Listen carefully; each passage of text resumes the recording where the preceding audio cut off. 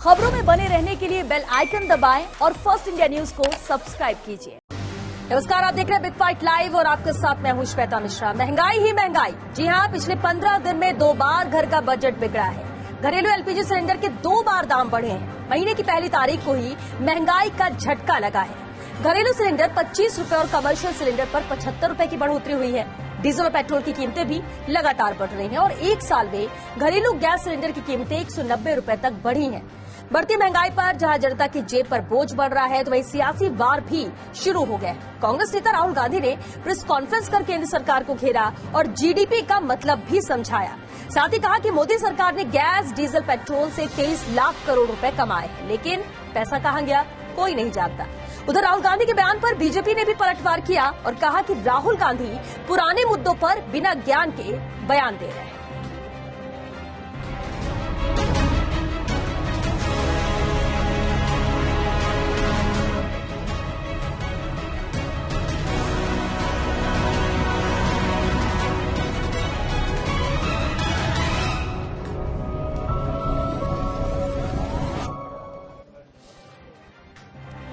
बहरहाल हर तरफ महंगाई की मार है। कोरोना काल में आर्थिक तंगी से बेहाल जनता पर बोझ पड़ रहा है और महंगाई है कंट्रोल ही नहीं हो रही।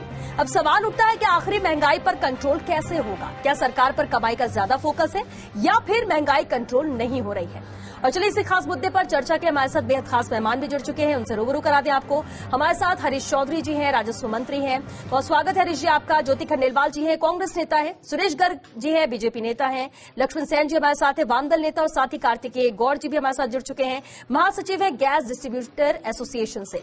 बहुत अहम सवाल और अहम मुद्दा इसलिए भी क्योंकि महंगाई जो हर दिन, हर एक हफ्ते में कहें हम या हर 15 दिन में कहें, लगातार दाम बढ़ते ही जा रहे हैं। सबसे पहले हरीश जी आपसे ही सवाल करना चाहेंगे क्योंकि महंगाई को लेकर लगातार कांग्रेस भी यहां पर सवाल उठाती रही, कांग्रेस भी लगातार यहां पर हल्ला बोल करती रही है, सड़कों पर उतर कर आई है कांग्रेस। और ऐसे में बेहद अहम सवाल यही कि महंगाई लगातार बढ़ रही है और आज की बात करें, 1 तारीख है जब एलपीजी के दाम 25 रुपए बढ़ गए हैं। कांग्रेस का प्रदर्शन भी कोई असर नहीं दिखा पाया।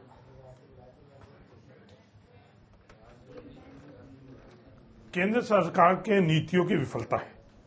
जिस कदर ये महंगाई बढ़ रही है, विशेष तौर के ऊपर जब पूरे अंतर्राष्ट्रीय पेट्रोल के, क्रूड ऑयल के भाव जब गिरे हुए हैं, उस वक्त ये डीजल, पेट्रोल और गैस के दाम बढ़ने, ये देश हित के अंदर नहीं है। बड़ा दुर्भाग्य है देश का।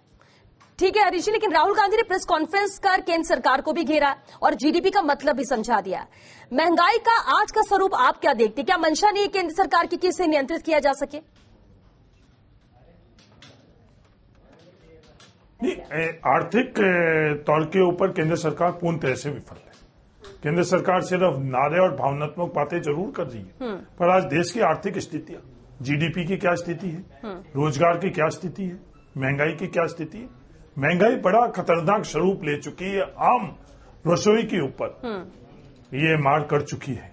सिर्फ और सिर्फ अपने प्रचार प्रसार, मार्केटिंग के लिए जरूर प्रोपेगेंडा कर रहे हैं, पर हर नागरिक, हर परिवार त्रस्त है। हरीश जी ने क्या कहा? सुरेश गर्ग जी, आपने भी सुना कि आर्थिक तौर पर विफल ही है केंद्र सरकार और यही वजह है कि ट्रैक पर चीजें आ नहीं रही और महंगाई लगातार बढ़ रही है और सीधा नुकसान आम जनता का हो रहा है। चित्रा जी देखिए, आज मोदी सरकार विश्व के अंदर सबसे सर्वश्रेष्ठ सरकार है। आज विश्व के हर नेता मोदी जी को मानते हैं। महंगाई की जहां तक बात कर रहे हो, महंगाई दर आज की तारीख में 5.9% है, जो कि आरबीआई ने खुद ने कहा है कि 2% से 6% के बीच के ब्रैकेट के अंदर रहनी चाहिए। आज 5.9% महंगाई दर है। बेरोजगारी दर आज 8.2%। देखिए यहाँ पर किसकी क्या कैलकुलेशन है ना, महंगाई दर है, जनता नहीं समझ रही है सर। आपको तो सीधे भाषा में समझाई ना। नहीं सुरेश गर्ग जी, आप ये आंकड़ों पर जाएंगे ना, आम जनता को आंकड़ों से कोई मतलब नहीं है। एलपीजी की गैस की बात करें 25 रुपए बढ़ गई, राहुल जी नहीं सवाल कर रहे हैं यहाँ पर, राहुल जी सवाल नहीं कर रहे हैं यहाँ पर। यहाँ जनता का सवाल है, उसका जवाब आपको देना है, आपको जवाब देना है ना। कांग्रेस से पूछना चाहता हूँ कि आज राजस्थान के अंदर बिजली की दरें जो 1000 रुपए का बिल अभी देखिए, एलपीजी के दाम आज बढ़े हैं। सुरेश गर्ग जी, सुरेश गर्ग जी, सुरेश गर्ग जी, 50 रुपए का राजनीतिक जवाब नहीं चाहिए ना सर, राजनीतिक जवाब नहीं चाहिए। पेट्रोल और डीजल के अंदर वेट लगता है राजस्थान के अंदर। आज हिंदुस्तान में सबसे ज्यादा वेट है वो राजस्थान में है। एलपीजी गैस के दाम सही है, चोरी हो रही है तो वो राजस्थान के अंदर हो रही है। एलपीजी गैस के दाम, सुरेश गर्ग जी सवाल ही नहीं लेना फिर आपसे सर। अगर आप मुद्दे पे बात नहीं करेंगे जिससे सुरेश कि जी, वेट का कलेक्शन कोई राजस्थान मतलब के नहीं अंदर सर, बात हो रहा करने है। का फिर तो कोई मतलब ही नहीं है। आप एलपीजी को छोड़कर आप सब गिना देंगे, लेकिन एलपीजी पेट्रोल पे की जवाब बात नहीं कर रहा हूँ, देंगे। पेट्रोल के अंदर चोरी हो रही है यहाँ पे।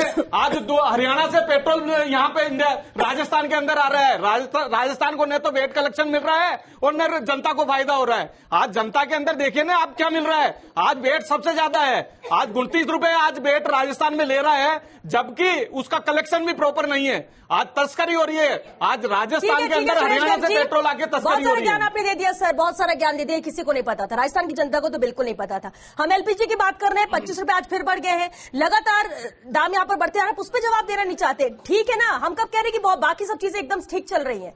दिक्कतें हैं, महंगाई बढ़ रही है, लेकिन एक रीजन ये है पेट्रोल डीजल, और अगर महंगाई की बात करें, एलपीजी की बात करें, आप उसमें जवाब देना नहीं चित्रा जी, चाहते। मेरी आप बात बिजली में सुनिए। पहुंच गए। सर मेरा नाम श्वेता है, ठीक है, सॉरी ज्योति जी का रुख करते हैं। ज्योति जी, अभी आपने सुना कि क्या कह रहे हैं सुरेश गर्ग जी, लेकिन सवाल ये है कि महंगाई देखिए आप किसी पर भी करें, किसी पर भी सवाल उठाए, किसी भी सरकार पर, चाहे राज्य सरकार पर, केंद्र सरकार पर, आम जनता त्रस्त हो रही है, परेशान हो रही है, हल कोई नहीं निकाल रहा है।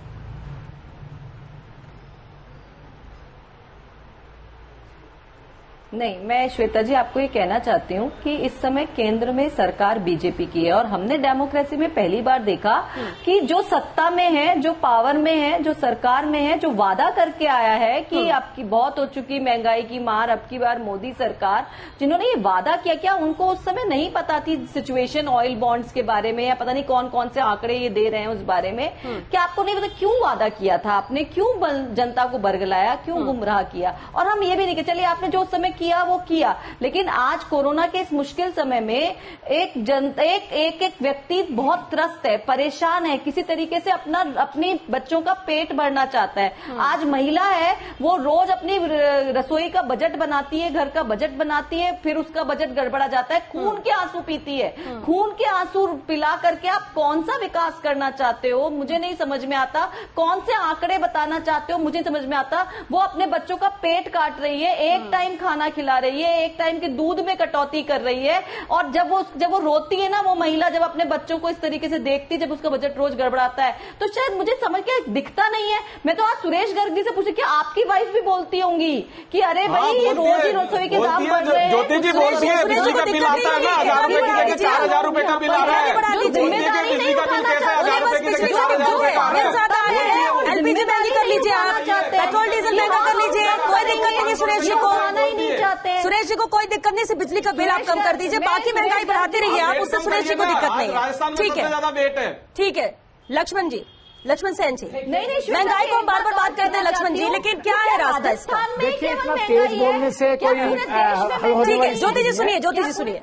देखिए, ये कितना गर्ग साहब ने इतना तेजी से कह दिया कि ये सब महंगाई बढ़ रही है। गर्ग साहब, आप अपने घर और परिवार में जाके पूछिए, अपने रिश्तेदारी में जाके, आप आसपास के पड़ोस में जाके, किस तरह से हालत है इस महंगाई की।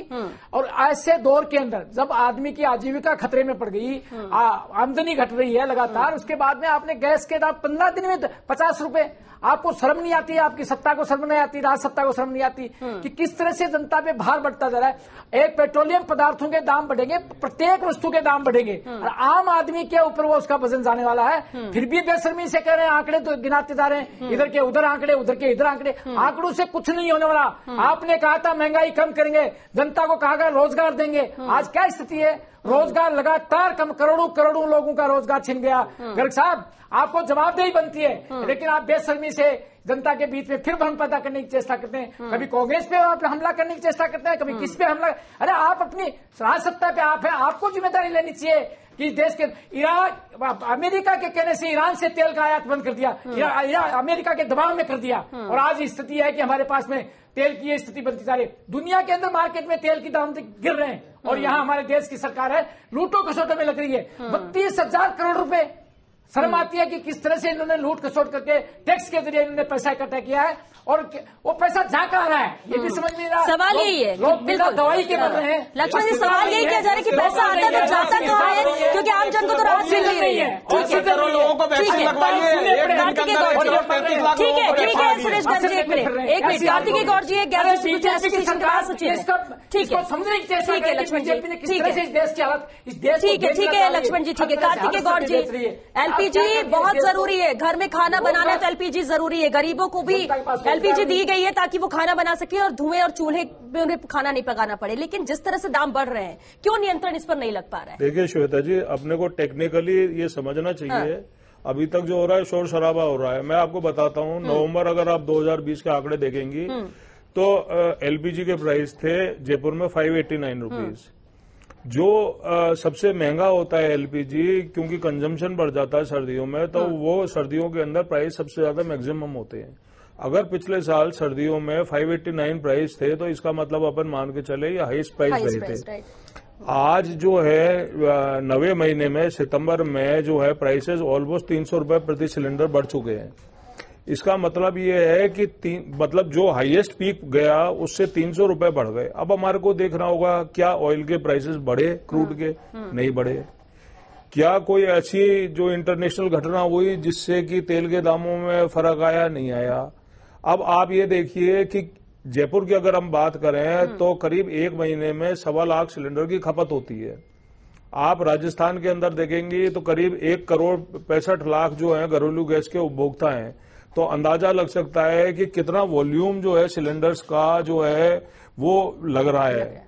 मतलब हर आदमी इससे अफेक्टेड है। जो उज्ज्वला के अंदर हमने कनेक्शंस बांटे थे और हमारा एक विजन था कि हम चूल्हा रहित जो है धुआं रहित हर घर को, हर ढाणी को, हर घर को कर देंगे। आज वो मजबूर हैं 300 रुपए ज्यादा देकर, उस वक्त जो उनको फ्री मिला, फ्री बिल मिला, उसको 300 रुपए ज्यादा देकर आज वो लगभग 900 रुपए का सिलेंडर देकर मजबूर हैं ये खरीदने के लिए। किसकी मनमानी चल तो रही है? क्या ये नियंत्रण में हो सकता है? आप ये बताइए। बिल्कुल नियंत्रण में हो सकता है। ये मेरे को लगता है ये टैक्स के प्लानिंग की गलती है, ये एक विजन की गलती है। जिस ढर्रे पे हमारा देश जो कॉन्स्टिट्यूशन में है वो उससे हटके मेरे को लगता है कि जाया जा रहा है। और मतलब कुछ लोगों के लिए ये नहीं कह सकते कि हमने एक इंजेक्शन लगाया है तो हम हर आदमी से उसको खून निचोड़ लेंगे। तो मतलब आप जो एक हाथ से ले रहे हैं दूसरे हाथ से ले रहे हैं, तो ये तो कोई थ्योरी नहीं है।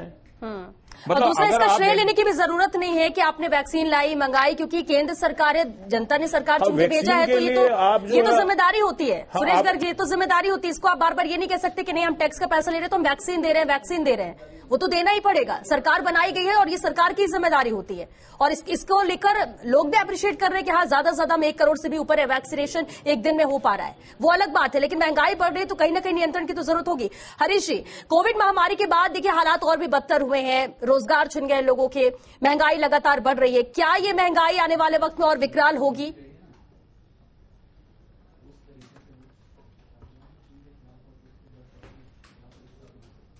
ये गलत प्रचार है कि कोरोना महामारी के बाद, कोरोना महामारी से पहले 2 करोड़ नौजवानों के जिसके पास रोजगार थे वो बेरोजगार हो गए। जीडीपी कोरोना महामारी इंडेक्स के जो बदलने के बाद, पैरामीटर्स बदलने के बावजूद भी जीडीपी जबरदस्त गिरावट आ गई थी। आर्थिक तौर के ऊपर हर क्षेत्र के अंदर कोरोना महामारी से पहले ही स्थितियां खराब थी। कोरोना का प्रबंधन बिल्कुल भी आर्थिक तौर के ऊपर हमारे देश में कोरोना का प्रबंधन किसी भी क्षेत्र के अंदर सफल प्रबंधन नहीं रहा।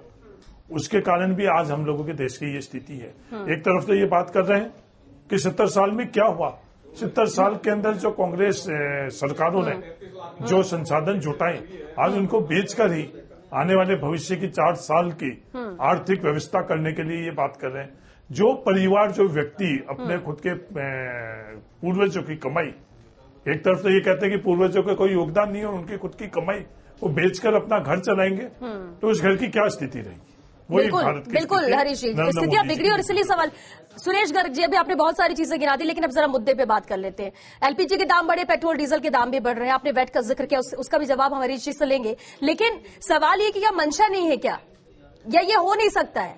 श्वेता जी, आप मैनेजमेंट सही नहीं है? श्वेता जी, एक चीज के देखिए, आज सिलेंडर के भाव है 888 रुपए, बिना सब्सिडी का सिलेंडर 888 रुपए में मिल रहा है। जब यूपीए की गवर्नमेंट थी तब बिना सब्सिडी का सिलेंडर 1241 रुपए तक जा चुका था। हाँ, अभी सब्सिडी कुछ टाइम के लिए हमने सब्सिडी बंद की हुई है, नहीं तो पहले भी सब्सिडी मिलती थी और आगे भी सब्सिडी मिलती रहेगी। आप ये देखिए कि जब यूपीए की गवर्नमेंट थी तब 1241 रुपए का सिलेंडर हुआ करता था, आज 888 रुपए का घरेलू सिलेंडर 1200 कंपेरिजन करिए। घरेलू सिलेंडर बेट को लगा दीजिए, आज बेट राजस्थान के अंदर सबसे ज्यादा है। आज चौधरी ले रहे ना जब आप तो एलपीजी पे सवाल, आपने यूपीए सरकार पर सवाल लगा, चलिए ठीक है जवाब ले लेते हैं। श्वेता जी, मेरे को ये पूछना है सरकार से, आपके माध्यम से, चैनल से के माध्यम से पूछना चाहता हूँ, इसकी कॉस्ट क्या है एलपीजी की? आप ये बताइए 1241 रुपए पर सिलेंडर थी या नहीं थी यूपीए गवर्नमेंट के टाइम पे? आज 888 रुपए है, बिना सब्सिडी वाला सिलेंडर 1241 रुपए था। जब नवंबर 2020 के अंदर 598 रुपए का सिलेंडर बिक रहा था और उसके अंदर उसके सुरेश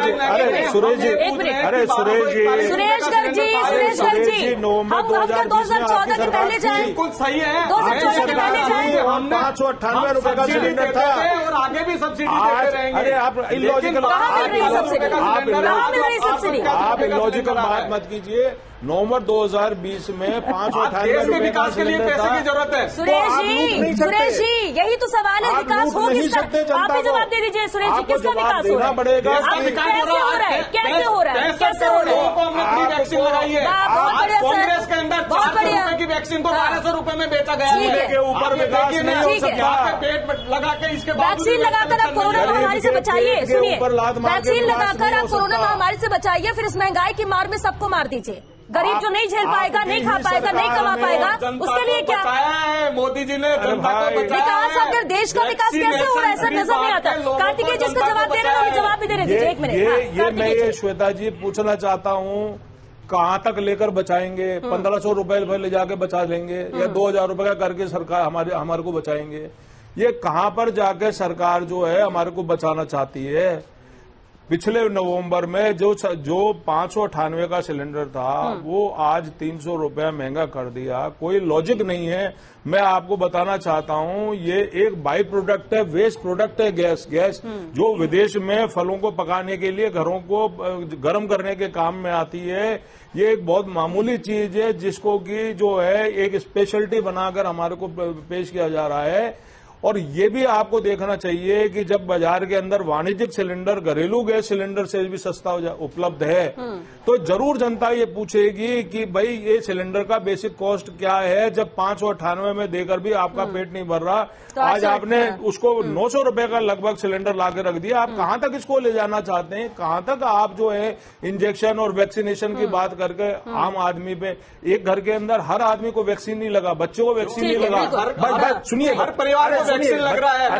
अरे मेरी बात सुनिए। वैक्सीन लगने से क्या घर का बजट बन जाएगा? कैसे कह रहे हो कि लोगों को वैक्सीन नहीं लग रहा? बच्चे को वैक्सीन नहीं लग रहा, लेकिन बच्चे के पेट में लात मारी जा रही है। 18 साल से ऊपर के जितने भी हैं उनको वैक्सीनेशन में नहीं बात हो रही। सुरेश गर्ग जी, 18 साल से कम का आदमी घर पे खाना खाता है। ज्योति जी, सिलेंडर महंगा हो रहा है लेकिन इस पे कोई बात नहीं करना चाहते सुरेश गर्ग जी, क्योंकि मुख्य तौर पर तो बीजेपी और कांग्रेस की सरकारें होती है। सवाल भी उनसे होगा, केंद्र में अगर बीजेपी की सरकार है, एनडीए की सरकार है, तो जवाब सुरेश जी को देना होगा, लेकिन मुद्दे पे वो बात नहीं कर रहे। सवाल ये कि क्या मंशा नहीं है? क्या मंशा नहीं है इसलिए नहीं हो पा रहा है? बिल्कुल श्वेता जी, बिल्कुल मंशा नहीं है, बल्कि हंसी आ रही थी मुझे तो। हास्यास्पद सी स्थिति, उन्होंने मजाक बना के रख दिया आम घरेलू महिला का। आप बोल रहे 1241 में से किस घर की महिला ने 1241 रुपए का सिलेंडर खरीदा है? आपकी घरों की महिलाओं ने खरीदा था क्या सुरेश गर्ग जी कभी? यूपीए गवर्नमेंट के टाइम पे 1241 का नॉन सब्सिडी सिलेंडर था। कम हो रहे हैं, सब्सिडी अलग चीज थी, सब्सिडी हमने दी है और आगे भी देते रहेंगे सब्सिडी। तो कहीं तो कंट्रोल करोगे भाई, किसी जगह तो कंट्रोल करोगे।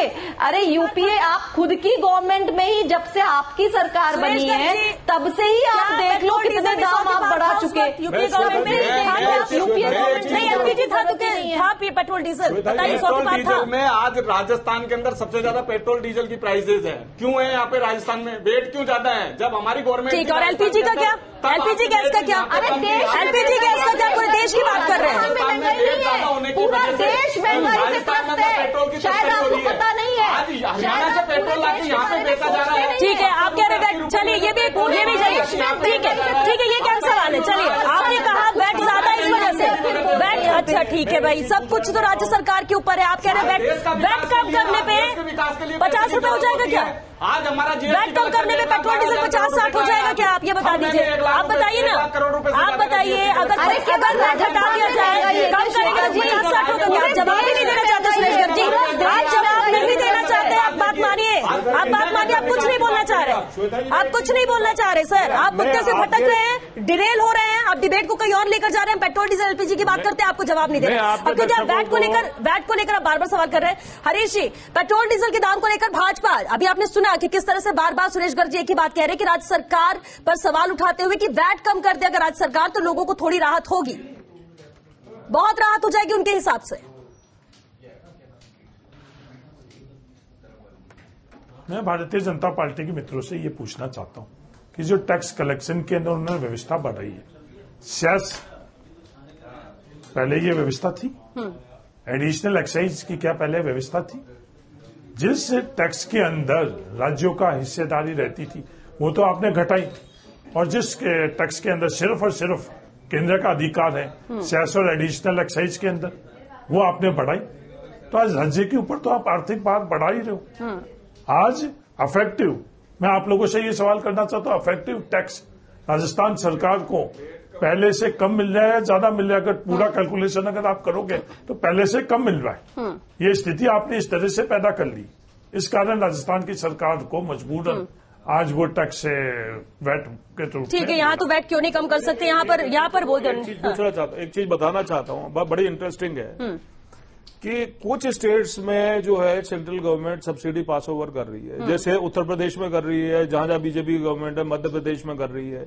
आज राजस्थान के अंदर करीब जो है 60-65 लाख उज्ज्वला योजना के लाभार्थी हैं, ये लोग गैस ले रहे हैं, तो इनको सब्सिडी क्यों नहीं मिल रही? जब यूपी में आप दे सकते हैं सब्सिडी, तो मध्य प्रदेश में दे सकते हैं, तो राजस्थान में क्यों नहीं दे सकते? तभी तो उनको मदद हो सकेगी, राहत मिल सकेगी। लक्ष्मण जी, एक लास्ट कमेंट सर। देखिए, गर्ग साहब ने जो कहा है, दरअसल क्या है गर्ग साहब, आप थोड़ा सा इतनी अंधभक्ति की भी आवश्यकता नहीं। तो दिख रहा है इसमें व्यवस्था में है जो सवाल, उसको आपको स्वीकार करना चाहिए। दिख रहा साहब, वेट तो राजस्थान में सबसे ज्यादा है, नहीं करना चाहिए। वेट तो सबसे ज्यादा है राजस्थान में, दिख रहा है सामने साहब, ऐसा उसको राजस्थान में सबसे ज्यादा दिख रहा है। आप महंगाई को नकार, बिजली के बिल राजस्थान में सबसे ज्यादा है, पानी का बिल राजस्थान में सबसे ज्यादा है। आप केंद्र सरकार की नीतियों के तहत महंगाई बढ़ रही है, उसको नकार रहे हैं। राजस्थान को राहत दो, जनता को, राजस्थान में जनता को राहत दो। आप जरा भी नहीं सोच रहे। ट्रस्ट है राजस्थान में कांग्रेस पे। लेकिन जो चीजें केंद्र सरकार के हाथ में, वो भी तो जानना चाहेगी जनता।